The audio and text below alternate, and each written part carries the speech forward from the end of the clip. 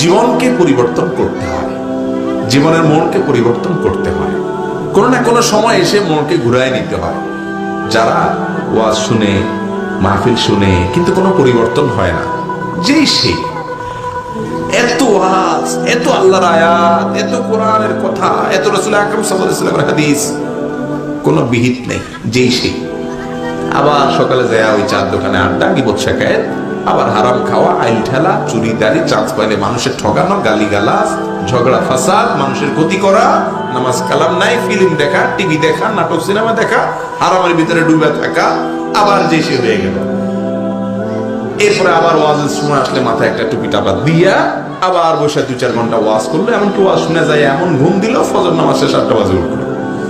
আমরা বেশিরভাগ এই টাইপের মুসলমান না ভাইরা আমার। আল্লাহ রাব্বুল আলামিন কোরআনে কারীমে বলেছেন,